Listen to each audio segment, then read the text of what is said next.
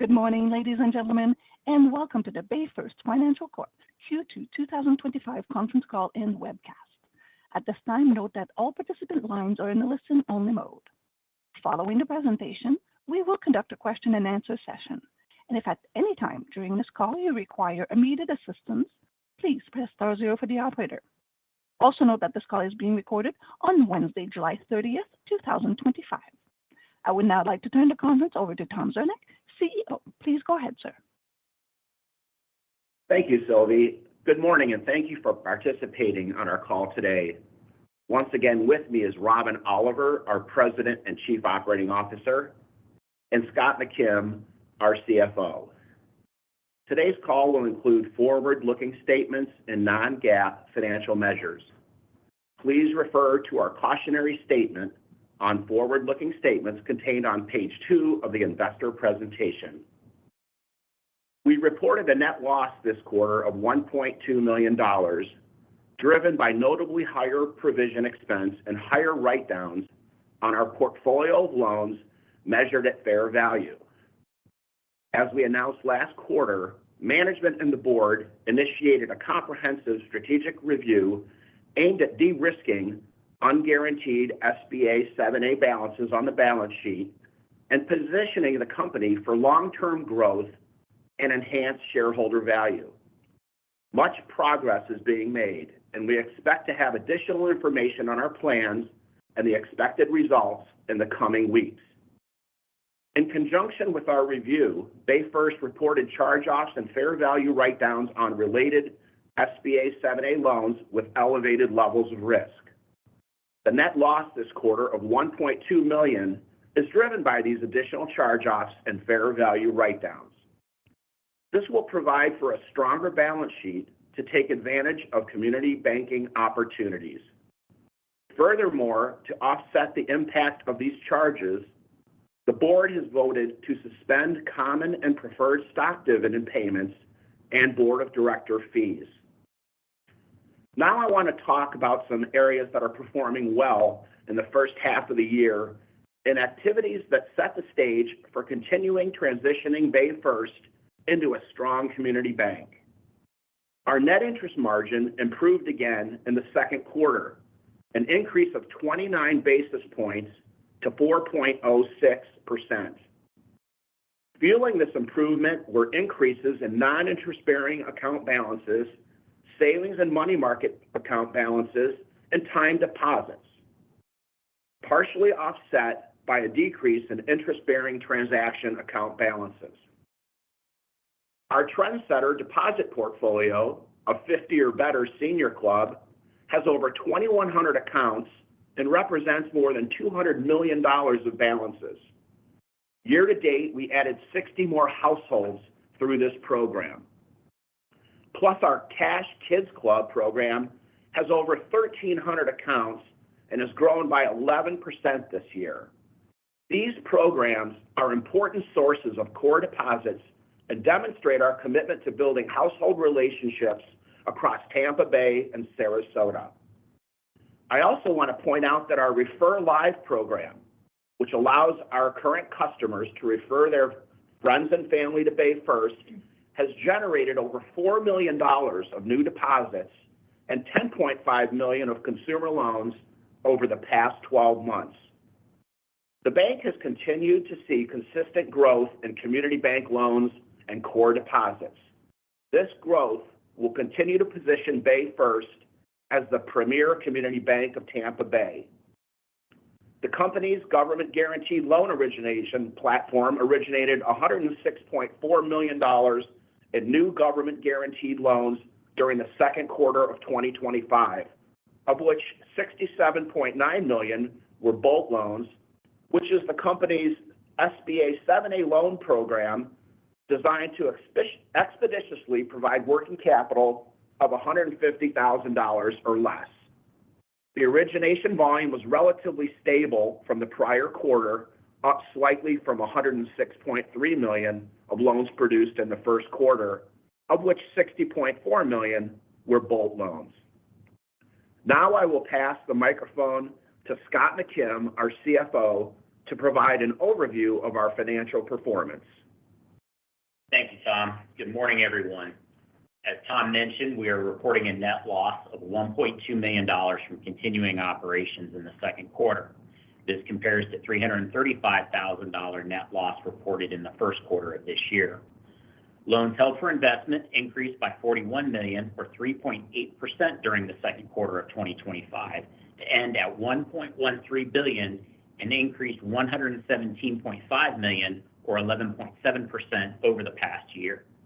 During the quarter, the company originated $157 million of loans and sold $66.8 million of government-guaranteed loan balances. Deposits increased $35.5 million, or 3.1% during the second quarter of 2025, and increased $121.4 million, or 11.6% over the past year to $1.16 billion. The increase in deposits during the quarter was primarily due to increases in non-interest-bearing account balances, savings and money market account balances, and time deposits, partially offset by a decrease in interest-bearing transaction account balances. Shareholders' equity at the end of the quarter was $109.7 million, and it's $9.7 million higher than the end of the second quarter of 2024. Net accumulated other comprehensive loss decreased by $10,000 during the quarter, ending at $2.4 million. Our tangible book value decreased slightly this quarter to $22.30 per share, down from $22.77 per share at the end of the first quarter. As Tom mentioned, our net interest margin improved impressively by 29 basis points to 4.06% in the second quarter. Net interest income was $12.3 million in the second quarter, which was an increase of $1.3 million compared to the first quarter, and it was a $3.2 million increase from the year-ago quarter. Our focus on checking accounts and savings accounts versus promotional rate, money market, and CDs has contributed to the margin improvement that we are reporting this year. Importantly, the bank's deposit cost has decreased from 3.78% in the fourth quarter of last year down to 3.33% in the second quarter now. This 45 basis point decrease is clearly much higher than the 6 basis point decrease on interest earning assets. I should point out that the Fed rate change that occurred in December is fully into all of these numbers. Non-interest income was $11.4 million in the second quarter of 2025, which is an increase from $8.8 million in the first quarter of 2025, and a small decrease from $11.7 million in the second quarter of 2024. Gains on the sale of government-guaranteed loans were also $1.2 million lower in the second quarter compared to the first quarter due to slightly lower production of saleable government-guaranteed loans and were available to be sold. Changes in the SBA standard operating procedures introduced additional steps and requirements to process small dollar loans during the quarter, which resulted in longer processing times, especially in the last month of the quarter. This meant there were fewer guaranteed loan balances available to be sold through June, and we elected to book these loans measured at fair value to match that revenue in the period where the loans were originated.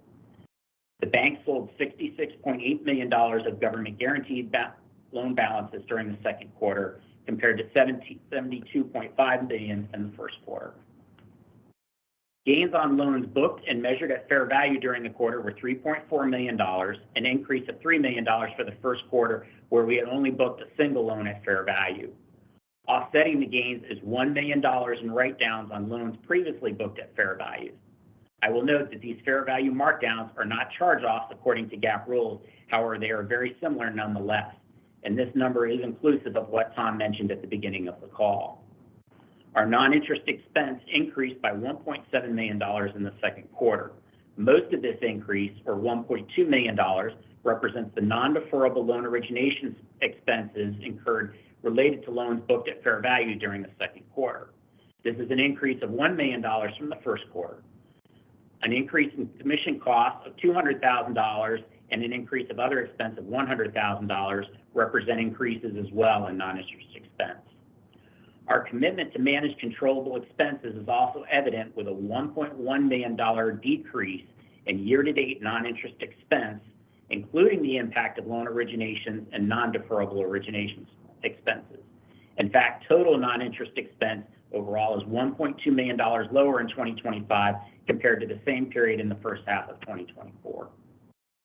Provision for credit losses was $7.3 million in the second quarter compared to $4.4 million in the first quarter and $3 million from the second quarter of 2024. Net charge-offs, primarily unguaranteed SBA 7A balances, were $6.8 million in the quarter. That was an increase of $3.5 million compared to the first quarter, which was $3.3 million. These additional net charge-offs are the increase as well that Tom had mentioned. Annualized net charge-offs as a percentage of loans held for investment at amortized cost were 2.6% for the second quarter. That is up from 1.28% in the first quarter, as well as being up from 1.45% in the second quarter of 2024. Non-performing assets were 1.79% of total assets as of June 30th, 2025. This is down compared to 2.08% as of March 31st, 2025, and compared to 1.28% on June 30th, 2024. Non-performing assets, excluding government guaranteed loan balances, were 1.12% of total assets as of June 30th, 2025. That was also a decrease from 1.22% as of March 31st, 2025, and up slightly from 0.82% on June 30th, 2024. The ratio of allowance for credit losses to total loans held for investment at amortized cost was 1.65% at June 30th, 2025, which is up slightly from 1.61% as of March 31st, 2025, and 1.5% on June 30th, 2024. The ratio of ACL to total loans held for investment at amortized cost, excluding government guaranteed loan balances, was 1.85% at June 30th, 2025, and that was consistent with a 1.84% at March 31st of this year and 1.73% of June of last year. At this time, I'll turn the call over to Robin for some additional comments. Thank you, Scott. As Tom and Scott have detailed, asset quality trends, primarily in our SBA 7A small loan program product, continue to decline in the current economic environment. Although we have strengthened credit underwriting parameters and reduced volume from the height of the Bolt loan program, the losses in both Bolt loans and our earlier vintages of small balance loans originated prior to 2022 continue to worsen given the recent historic rise in interest rates, high inflation, and now tariff uncertainty. Management has significantly increased collections and portfolio management staff over the past year to ensure we are proactively collecting payments or modifying loans if prudent for as many borrowers as possible. Our Chief Credit Officer and Director of Credit Administration, both hired in the first quarter this year, are working diligently, supported by all of management, to ensure strong oversight is provided to reduce losses wherever possible. As part of our review of strategic alternatives, evaluation of the small loan program product and related underwriting is underway, with further announcements forthcoming. I also want to point out that although there have been some credit deterioration in our more traditional SBA 7A loan product that we call core, the historical credit quality of this portfolio has been significantly better than the small loan program, with strengthened underwriting, more collateral, and deeper relationships with the bank. Outside of SBA lending, our conventional commercial loan portfolio continues to demonstrate strong asset quality metrics and provide solid yields as we have grown this portfolio at a steady pace over the past year, with conventional commercial loan balances increasing by $31.9 million or 16% since June of last year. The conventional consumer and residential portfolios have also increased steadily over the past year, with demand for HELOCs continuing on in this economic environment. Since June of 2024, consumer and residential loan balances have increased by $78.9 million or 20%. So even with the headwinds we described in credit quality that we are currently managing through, our future is anchored by an outstanding community bank in one of the most desirable markets in the country. As we've stated previously, we serve a broad community of small businesses, individuals, and families, and have become a notable presence in our Tampa Bay and Sarasota communities, with outstanding customer service and community partnerships, demonstrating our commitment to innovative solutions with a personal touch. At this time, I will turn it back to Tom for his final thoughts. Our board of directors and leadership team are committed to driving resilience and innovation as we position the company for long-term success and enhanced shareholder value.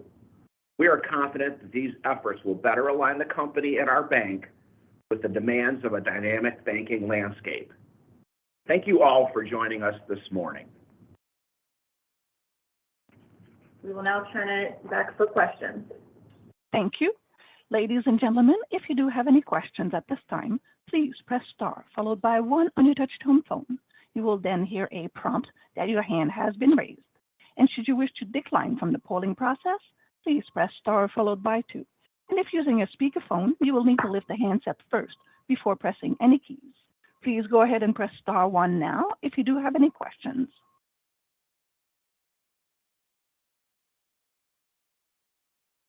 Once again, ladies and gentlemen, if you do have any questions, please press star followed by 1 on your touch-tone phone. And your first question will be from Ian Green at Pendragon Capital. Please go ahead, Ian. Hi, good morning. How would a 25 basis point cut in Fed funds?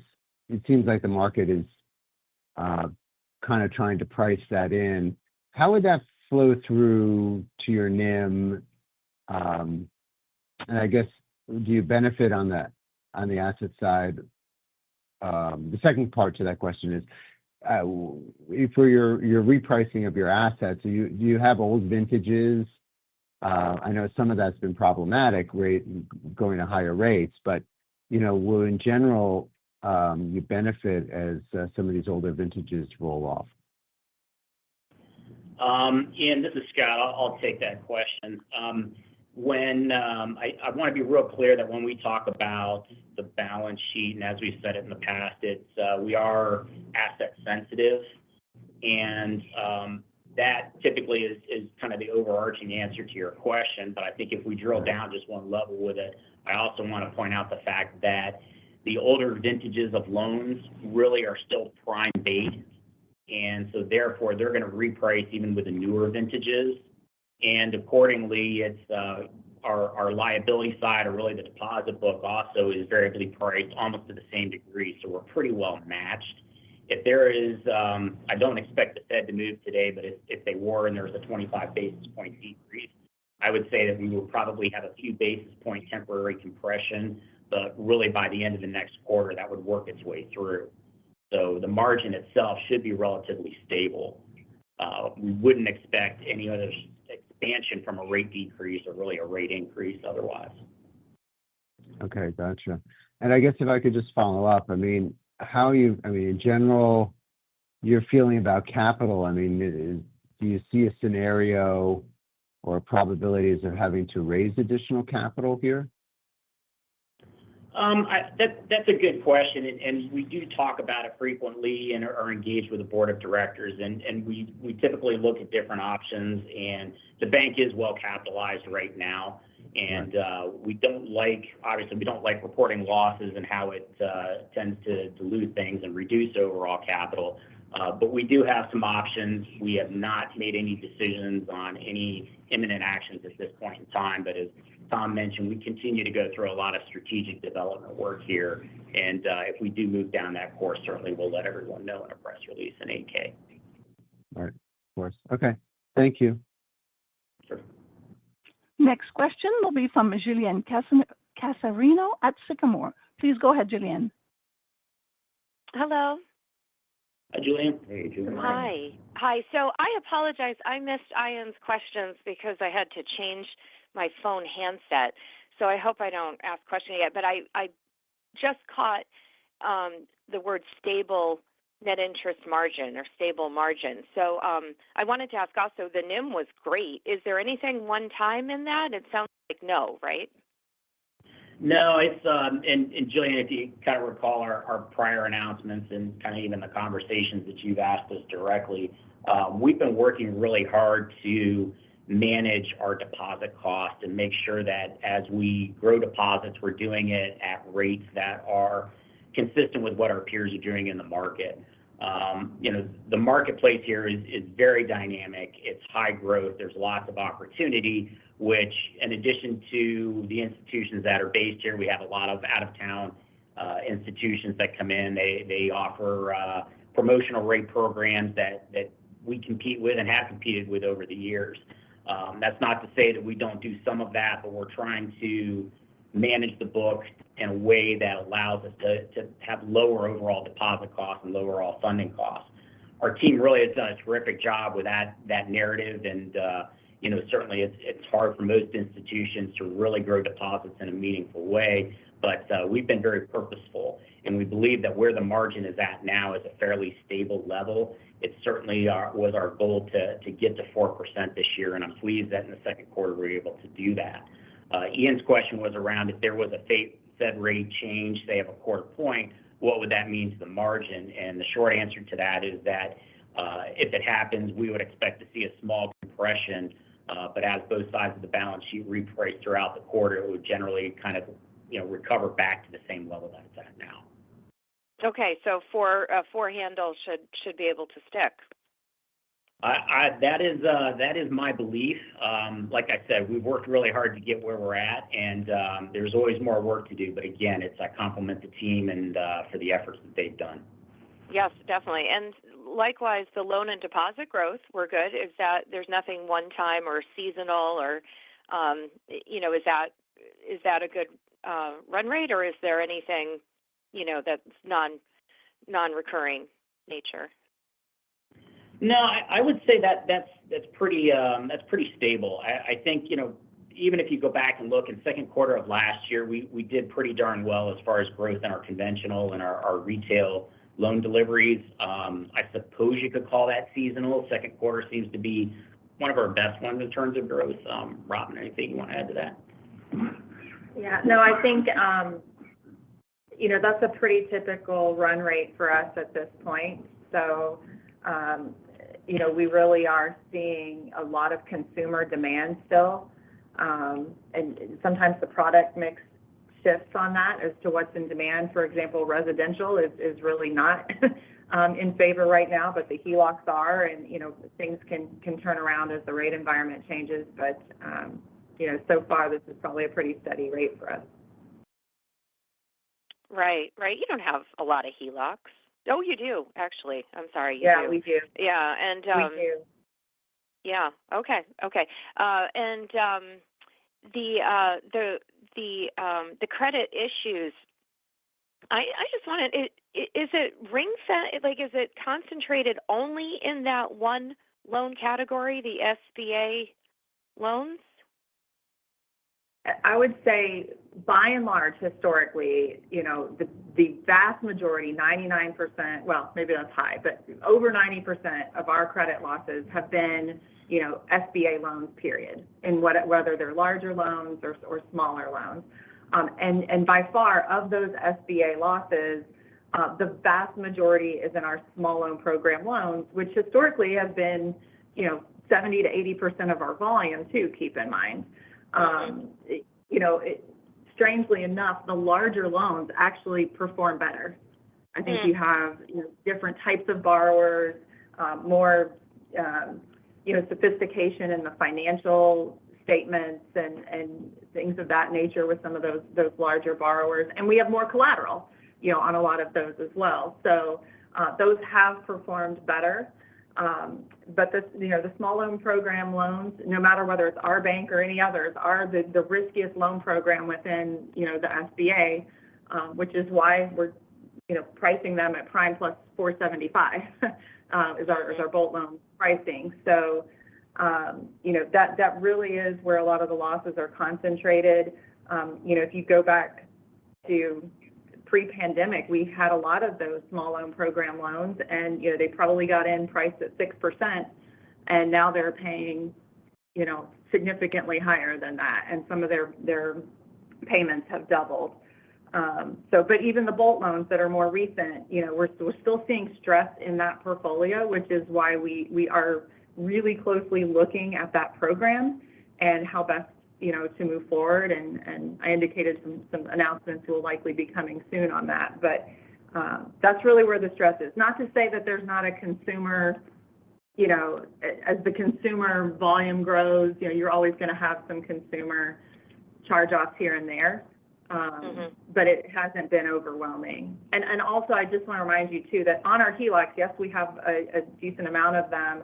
We also have an insured product for many of our HELOCs, which is an interesting program where anything over 80% loan to value, we won't do that unless it can fit in this insured product, and it's with a separate insurance carrier, and on a loan-by-loan basis, they will secure all of the balance of our HELOC.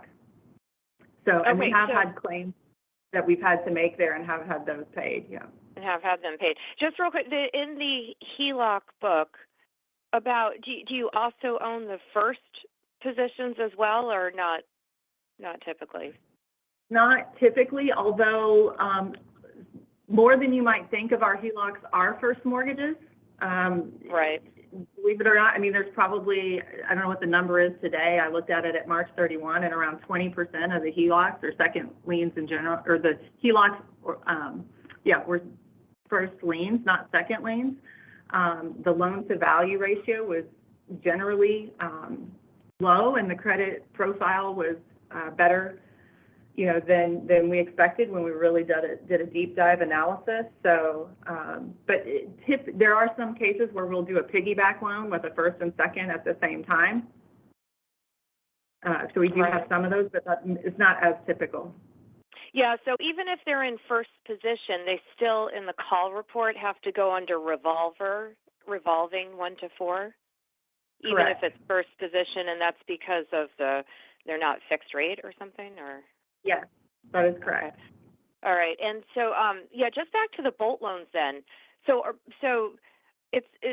you're not but it seems like from the deck that you're growing the Bolt loans despite the credit issues. Is that right?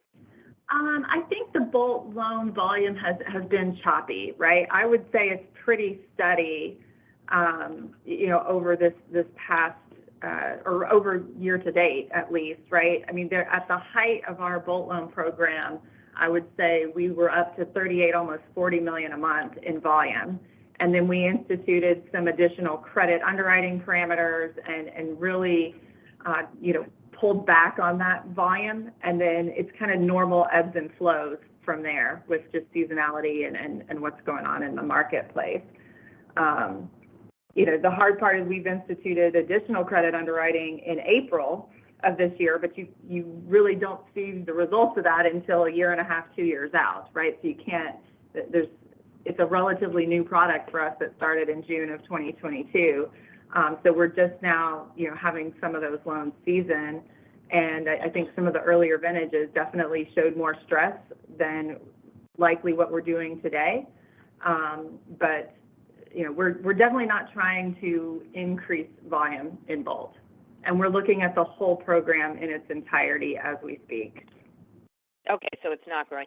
So just a quick question to characterize the SBA credit issues.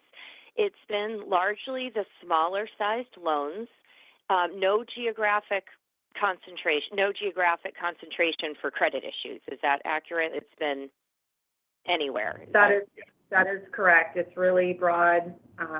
There's been some NAICS codes that don't perform as well, and we look at those every quarter. And when we see additional stress in those NAICS codes, for example, transportation is one that we cut off over a year ago. So when we see those industries that are more stressed and causing more losses, we'll take action to stop doing those particular NAICS codes. But in general, our losses kind of mirror, if you looked at the SBA as a whole, where their losses fall from a NAICS code standpoint, and no geographic concentration. Okay, and the smaller size, and then also low rate, meaning ones that were originated. Ones that were originated like in 2020, 21. Well, it's both. It really, yes, the older ones, vintages that started at lower rates definitely have had stress and are struggling to keep up with the payments. But even the Bolt loans, many of them made in a higher rate environment, are also showing stress. I think it just speaks to the nature of, what's going on with small businesses here in this economic environment. And I think the reality is we just have a higher concentration of small loan program loans compared to our peers that do SBA lending. Okay. And so that's why we're evaluating. We've been on a trajectory to try to do more larger loans and increase our loan size to improve credit quality. Okay. All right, great. Well, thank you. Thank you so much. Thank you. Thank you. Again, a reminder to please press star one should you have any questions. Next, we will hear from Ross Haberman at HLS Investments. Please go ahead, Ross. Good morning. Thanks for taking my call. I just have two quick follow-ups from Julianne's questions. How big are those Bolt loans in total on your balance sheet today? And could you segregate them between, as you describe them, the larger loan size and the smaller ones, where you're having the more of the credit issues? It sounds like. Yeah, Ross, these are going to be some round numbers for you, but the total SBA portfolio is around $350 million, or was as of June 30th, and the Bolt loan component of that was about $160 million, and that includes both guaranteed and unguaranteed. And the stress component that Robin sort of elaborated on the small dollar loans that is unguaranteed was about $123 million at the end of June. And, that also includes kind of our historical flash cap loans as well, which we'd also put in that bucket as far as demonstrating some of these characteristics. And is that where you took most of your reserves this quarter in that 123 unguaranteed portion? Yeah, that is the largest component of our ACL. And just one last question. You said something in your verbiage. You said you're going to evaluate strategic alternatives. Did you hire an investment banker or something? And could you tell us a little more, if anything, about that? We can't really speak to that, Ross, as you probably know. But obviously, we are looking at every possibility to make sure we have a successful path forward.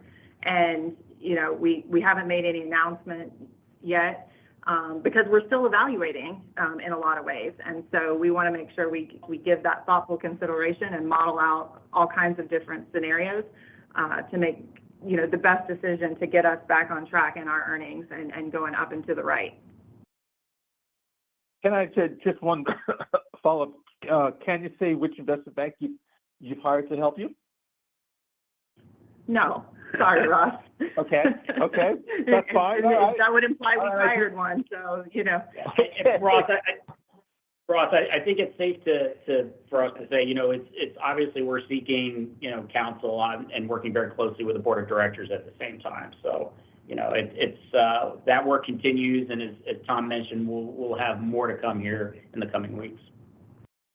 Okay, I greatly appreciate your time. Thank you for the help and the best of luck. Thank you again. Thank you, Ross. Appreciate it. Thanks, Ross. Next is a follow-up from Ian Green at Pentagon Capital. Please go ahead, Ian. Oh, hi. Thanks. Yes, I also appreciate your time. I just wanted to clarify, you're still making those small SBA loans, and are you still making, what's the pipeline for the SBA products and sort of selling off the piece for gain of sale? Is that pipeline still active and working? So on our SBA loans, we are moving towards a focus on the core loans, our larger, more traditional SBA 7A loans that folks think of, not the small loan program. And there is a steady market flow of good premiums on those loans. Obviously through June 30th, we have continued to do small loan program loans, and those do enjoy a very healthy premium. We have seen really outstanding premiums over the past year on those Bolt loans when we sell into the secondary market.